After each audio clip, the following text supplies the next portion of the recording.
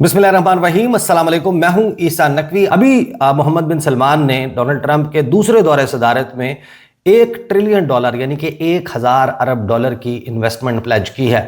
United states of America में। Last जो tenure था डोनाल्ड ट्रंप का, उसमें $300 बिलियन का जंगी साजो सामान। अभी भी सऊदी अरब पहले 3 टॉप इंपोर्टर्स में है दिफाई साजो सामान के, और उसमें ज़्यादातर सामान अमेरिका से ख़रीदा जाता है। मुत्तहिदा अरब अमारात फ्रांस के ऊपर, अमेरिका के ऊपर डिपेंड करता है। बहरीन अमेरिका के ऊपर डिपेंड करता है। दुनिया के बहुत से दीगर ममालिक पर डिपेंड करता है। इसी तरीके से कुवैत है, और इन्होंने ट्रिलियंस ऑफ डॉलर्स की, $multi-trillion इन्वेस्टमेंट्स की हुई हैं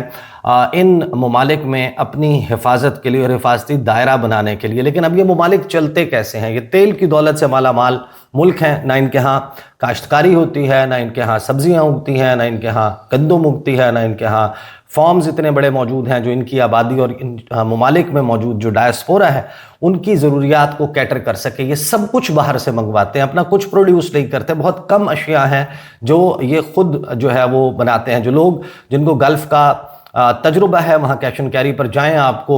डेनमार्क से आई हुई चीज़, दही आपको हॉलैंड से आई हुई, स्विट्ज़रलैंड से आई हुई, स्वीडन से आई हुई जो है वो डेयरी प्रोडक्ट्स मिलती हैं। वहाँ पर शाम से आई हुई सब्जियाँ और फल फ्रूट आपको मिलते हैं। खजूरें यहाँ पर अलबत्ता वाफिर मिकदार में मौजूद हैं। पानी जो है वो डिसैलिनेशन प्लांट से जो है वो प्रोड्यूस किया जाता है, और इस सूरत हाल में ये ममालिक सर्वाइव करते हैं। तो अमेरिका ने बाकायदा उस ख़तरनाक अंकल की बेल बजाकर डोनाल्ड ट्रंप ने हाथ खड़े कर लिए हैं। इवेंचुअली वो क्या करेगा उसकी तफसीलात वाज़ेह हैं। जब हम देखते हैं कि वाइट हाउस की जो तर्जुमान है कैरोलिन लेविट, उनसे एक प्रेस कॉन्फ्रेंस में सवाल होता है कि जंग पे जो इतने अखराजात हो रहे हैं, इन अखराजात के हवाले से क्या ये जो खलीजी ममालिक हैं इनसे भी कोई पैसा वसूल किया जाएगा? तो उन्होंने कहा ये बहुत अच्छी सजेशन है और Donald Trump would be very interested. अब हम देखते हैं कि एक डेवलपमेंट आती है कि ब्लूमबर्ग और दीगर आलमी खबर रसां इदारे ये रिपोर्ट कर रहे हैं कि डोनाल्ड ट्रंप के बेटे की पुश्तपनाही में चलने वाली एक ड्रोन्स ऑपरेट करने वाली और ड्रोन्स काउंटर करने वाली कंपनी है, उसने राब्ता किया है मुत्तहिदा अरब अमारात से, और मुत्तहिदा अरब अमारात के साथ इस वक्त एक डील करने की कोशिश की जा रही है जिसमें once again billions of dollars मुतवक्के तौर पर जो है वो निचोड़े जाएंगे मुत्तहिदा अरब अमारात से। लेकिन ये तमाम ममालिक तेल की दौलत से चलते हैं। फॉर एग्जांपल अगर आप सऊदी अरब का बजट देखें तो $225 अरब से ज़ायद है। इसमें रिलीजियस टूरिज़म से एक बहुत हैंडसम अमाउंट नहीं आती, क्योंकि उसके अखराजात बहुत ज़्यादा हैं। रिलीजियस टूरिज़म को एनेबल करना, उसके लिए कंड्यूसिव एनवायरनमेंट क्रिएट करना, उसके लिए आपको बहुत ज़्यादा पैसे दरकार हैं। तो जो रिलीजियस टूरिज़म का पैसा है, यकीनन एक बड़ी मद में आपको पैसा तो मिलता है, लेकिन वो अखराजात भी बहुत ज़्यादा हो जाते हैं। तो सऊदी अरब का दिफाई बजट हो, सऊदी अरब का डोमेस्टिक बजट हो, सऊदी अरब के जितने अखराजात हों, उसमें जो पेट्रोलियम प्रोडक्ट्स हैं वही सबसे ज़्यादा मैटर करती हैं। अरामको की जो कमाई है उससे जो है सऊदी अरब को चलाया जाता है। उनकी जो ऑयल एक्सपोर्ट्स हैं उससे सऊदी अरब चलता है। इसी तरीके से मुत्तहिदा अरब अमारात, वहाँ पर या बैरूनी सरमायाकारी है या फिर इंटरनेशनल ऑर्गेनाइजेशंस के, मल्टीनेशनल कंपनीज़ के उनके हेडक्वार्टर्स मौजूद हैं, फिर वहाँ पर उनके एम्प्लॉयज़ मौजूद हैं, और उससे जो टैक्स और दीगर मद में पैसा वसूल होता है वो इस्तेमाल होता है। लेकिन जो असल बैकबोन है, रीढ़ की हड्डी है इन तमाम ममालिक की मईशत की, वो तेल से होने वाली आमदनी है। अब सऊदी अरब के पास पाइपलाइन भी मौजूद है, एक ऑप्शन भी मौजूद है बहीरा अहमर से। अगर हौसीज़ वहाँ पर ज़्यादा तंग ना करें तो वहाँ से सऊदी अरब अपनी जो सप्लाई है, जो अपनी एक्सपोर्ट्स है वो जारी रख सकता है। लेकिन कुवैत,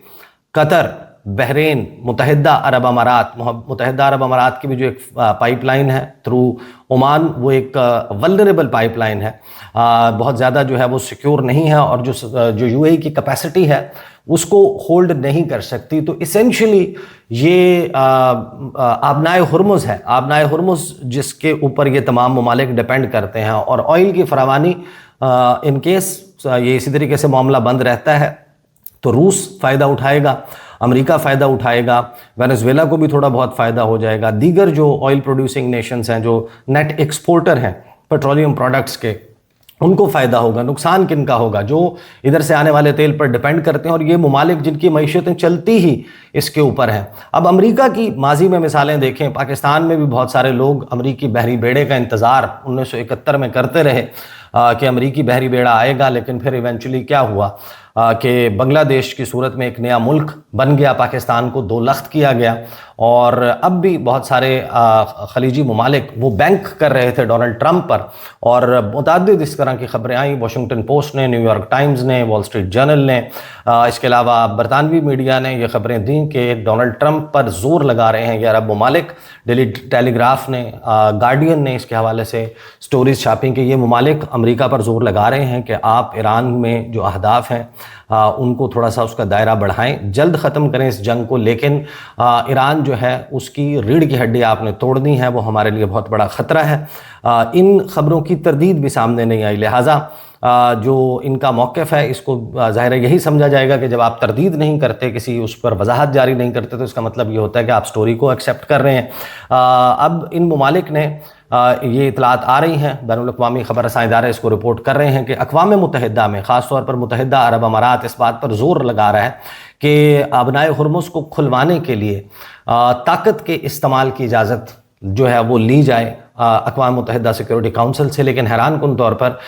چین، روس اور فرانس کے بارے میں یہ کہا جا رہا ہے، یہ جو ویٹو پاور رکھنے والے ممالک ہیں ان کے متعلق یہ کہا جا رہا ہے کہ یہ اس موو کو جو ہے وہ بلاک کر دیں گے۔ اور اگر طاقت کے استعمال کی بات کی جائے تو امریکہ تو طاقت کا استعمال کر رہا ہے، امریکہ ان سے بھی طاقت کا استعمال کرنے کا کہہ رہا ہے، لیکن اب ایک ایسی صورتحال میں کہ جب یہ کمپلیٹلی ڈیپینڈنٹ ہیں امریکہ پر اپنی دفاع کے لیے، اب امریکی جو اسلحہ ہے، امریکی انٹرسیپٹرز ہیں، امریکی فضائی دفاعی نظام ہے، ڈرونز کو کاؤنٹر کرنے کے لیے یوکرین ہے، ان ممالک کی مدد ان خلیجی ممالک کو لینا پڑے گی، اور یہ تمام تر جو تکیہ کر کر بیٹھے ہوئے تھے ویسٹرن ممالک پر، آج ان کو یقیناً یہ اندازہ ہوا ہوگا کہ اگر پڑوس میں تعلقات اچھے رکھے جاتے تو شاید ان کو اس قسم کی سیکیورٹی گارنٹیز کی ضرورت بھی پیش نہ آتی۔ اور اب ایک امکان یہ بھی پیدا ہو گیا ہے کہ ایران جس طریقے سے اس کیمپین کو لے کر چل رہا ہے، اگرچہ ایران ابھی بھی یقین مانیے کہ ایران کا جتنا نقصان ہو رہا ہے آپ اس کا اندازہ نہیں لگا سکتے، جتنا نقصان اس وقت ایران میں ہو رہا ہے ان کے انفراسٹرکچر کا، پیسے کے اعتبار سے ان کو سٹون ایج میں بھیجنے کی باتیں کی جا رہی ہیں، لیکن ایران جس طریقے سے ریٹیلیٹ کر رہا ہے اور مبینہ طور پر اس کو روس کی اور چین کی پشت پناہی حاصل ہے، تو ایران اپنی کیمپین اگر اسی طریقے سے کنٹینیو رکھتا ہے اور امریکہ کو اس خطے میں اپنے اڈے چھوڑنے پر مجبور کر دیتا ہے، تو پھر آپ اندازہ لگائیے کہ ان ممالک کا کہ یہ کتنے ولنریبل ہو جائیں گے اور پھر کیا سچویشن ہوگی۔ اب روس، چین، یہ ممالک بھی اس گیم کا ایک کے بعد ایک حصہ بنتے جا رہے ہیں۔ کچھ بہت ہی اہم خبریں اور اپڈیٹس جو ابھی اس وقت آ رہی ہیں وہ بہت ہی حیران کن ہے۔ میدان جنگ سے یہ تفصیلات آ رہی ہیں کہ ایران نے امریکہ کا ایک اور F-35 طیارہ گرانے کا دعویٰ کیا، تباہ کرنے کا دعویٰ کیا۔ اب یہ دعویٰ درست ہے یا نہیں، لیکن اس کی ظاہر ہے کہ کنفرمیشن ابھی نہیں آئی، اور F-35 طیارہ ایک ایسا انسیڈنٹ ہے اس تمام ایپیسوڈ میں، جو اس سے پہلے F-35 ڈیمیج ہوا، اس کو کریش لینڈنگ کرنا پڑی، ایمرجنسی لینڈنگ کرنا پڑی متحدہ عرب امارات میں، اس کی تفصیلات ہی ابھی دنیا کے لیے چونکا دینے والی تھی۔ ابھی ساؤتھ چائنا مارننگ پوسٹ نے ایک خبر لگائی، انہوں نے بتایا کہ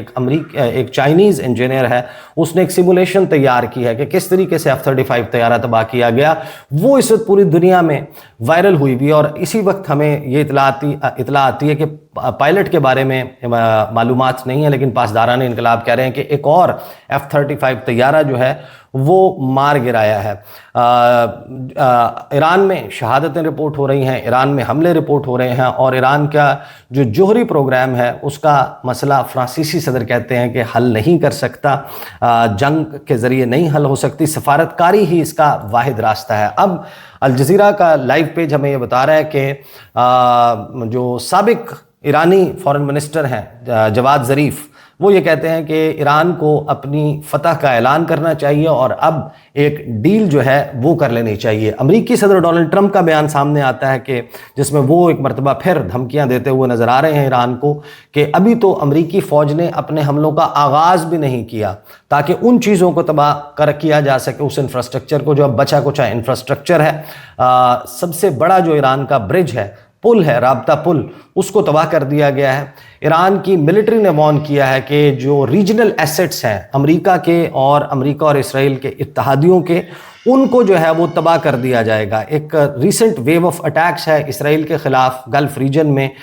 ڈی سیلینیشن پلانٹ جو ہے کویت میں ہٹ ہوا ہے، حبشان گیس فیسلٹی متحدہ عرب امارات میں وہ اب انڈر اٹیک آ چکی ہے، اور حیران کن طور پر جو امریکی آرمی چیف آف سٹاف ہیں رینڈی جارج، یعنی کہ جو ٹاپ عہدہ ہے امریکہ میں، ٹاپ یونیفارمڈ آفیسر ان دی یو ایس آرمی، ان کو اپنا عہدہ جو ہے وہ چھوڑنے کا کہہ دیا گیا، ان کو برطرف کر دیا گیا۔ اور دوران جنگ جب کسی جرنیل کو، جب کسی کمانڈر کو تبدیل کیا جائے تو آپ اندازہ لگا لیں کہ وہ کون سی فتوحات ہیں جو ڈونلڈ ٹرمپ کے مطابق امریکہ حاصل کر رہا ہے، کہ ان فتوحات کے دوران آپ نے یہ فیصلہ کر لیا کہ آپ جو ہے وہ اپنے جرنیل کو تبدیل کر رہے ہیں، جنرل کو تبدیل کر رہے ہیں۔ اس جنگ کے دوران ایٹ لیسٹ 2076 لوگ جو ہیں وہ شہید ہو چکے ہیں ایران میں، اور 26,500 زخمی ہوئے ہیں جو ابھی تک حملے ہوئے ہیں اس جنگ کے آغاز سے، فروری 28 سے۔ یہ اس وقت جناب صورتحال ہے، اور عرب حکمرانوں کے لیے اب کیا صورتحال ہوگی؟ آبنائے ہرمز جس کے اوپر ان کا تمام تکیہ ہے، آبنائے ہرمز جو ہے وہ ایک تنگ آبی راستہ، اس کے بارے میں آپ کو معلوم ہے، اور ایران نے یہ پوسچرنگ لی ہے کہ ہم اقوام متحدہ کا چارٹر اور convention on the law of the seas, اس کے مطابق جو 12 ناٹیکل مائل کا ٹیریٹوریل واٹرز ہیں وہ ہمارے ہیں، اور وہاں سے جو نیویگیشن ہے وہ ہماری مرضی سے ہوگی، پیسے وصول کیے جائیں گے، یوان میں وصول کیے جائیں گے۔ اس کے حوالے سے قانون پاس ہو لیا ہے۔ چائنیز کرنسی کی ڈیمانڈ انٹرنیشنلی بہت زیادہ بڑھ گئی ہے،